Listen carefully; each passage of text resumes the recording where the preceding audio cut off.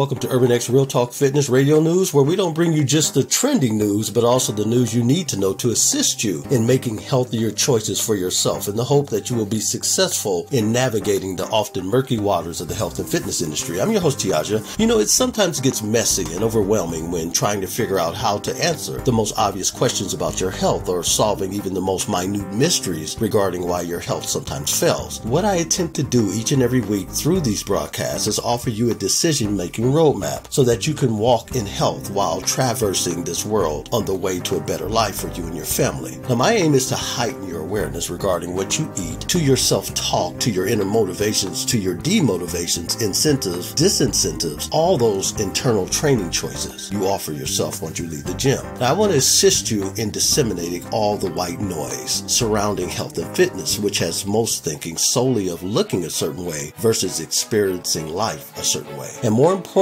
becoming the person you want to introduce to the world. At its base level, decision making is about ideas, but even ideas aren't enough, for there is an important distinction between having ideas and making good decisions when executing those ideas. My clients have often asked me, where do I start? And my answer is always the same, right where you are. It's the only way to get you to where you want to go.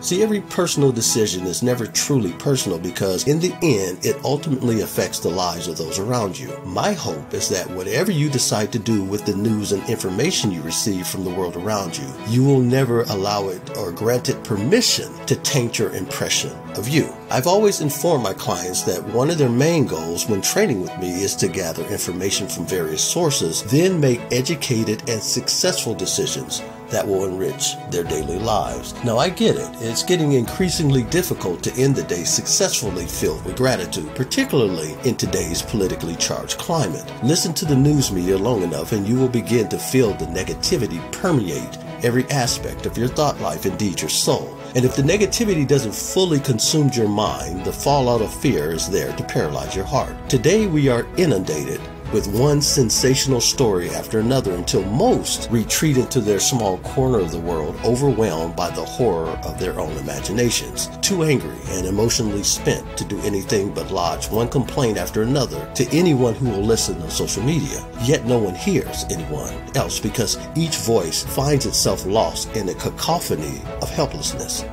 So today, the COVID-19 virus, better known as the novel coronavirus 19, dominates the news cycle. We are constantly and continuously being told that the COVID-19 virus is a worldwide pandemic.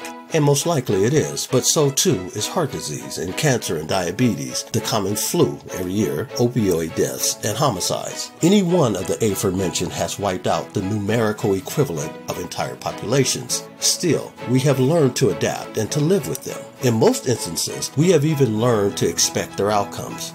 So what is so different now? You are going to survive COVID-19 and whatever else will follow thereafter because there's always something else more ominous and threatening coming. At least that's what the media will have you believe. But let me divert your attention for a minute by asking you a few questions. Why do you think America, one of the wealthiest nations in the history of the world, has such poverty juxtaposed to such wealth? Why does America lead all developed nations in the use and abuse of antidepressants, in insomnia, and prescription drugs? Why does America lead the world in obesity?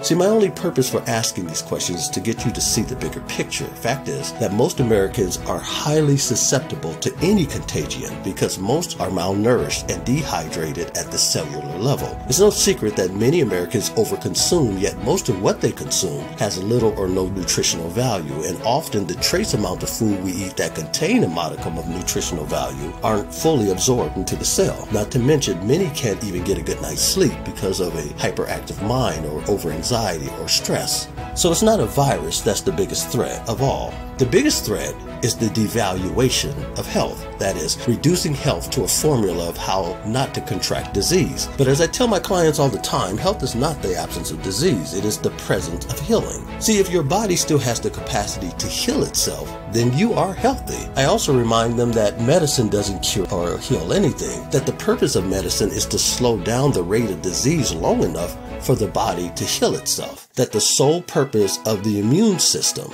is to play defense, and that their responsibility is to give their immunity an assist so that their defense can become their offense. Now, I'm not sure how many of you are football buffs out there, but let me offer you an analogy some will get. The 1985 Chicago Bears defense is considered by many to be one of, if not the greatest defenses in NFL history. Not only did the 85 Bears defense shut out many opponents, they also scored on defense. That year, they amassed 54 takeaways, 34 by way of interception. They were also the only team in NFL history to have 2 consecutive shutout postseason games. Opposing teams, listen to this, only scored 198 points the entire year, which included the postseason. They only lost 1 game the entire year. Now, needless to say, they were ranked number 1 in every defensive statistical category. Now, that's domination. But how did they achieve such a feat, you might ask? Well, they played defense as if they were an offense. In fact, in many instances, their defense was their offense. And that's the point I want you to get. See, it's possible to make your defense, your immune system, your offense against any opponent. Let me offer you 5 simple steps you can take today to strengthen your immune system and thus begin to give your defense an assist.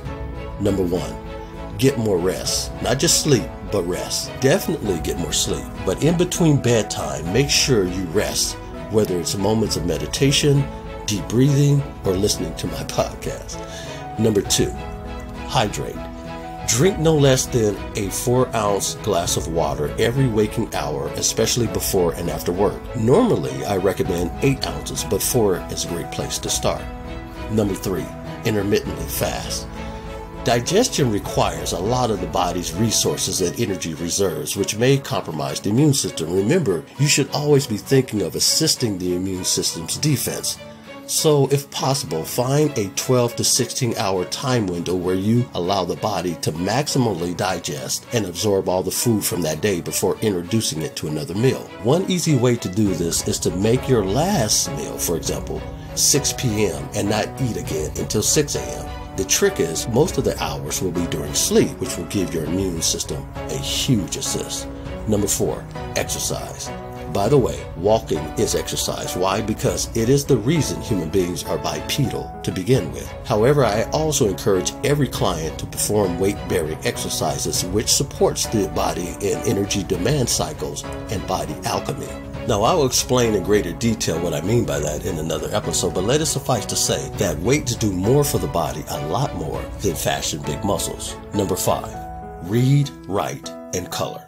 Now, I don't have to tell you the power of words, or much of what you believe you wouldn't believe, but words are most powerful when they are transcribed and then read.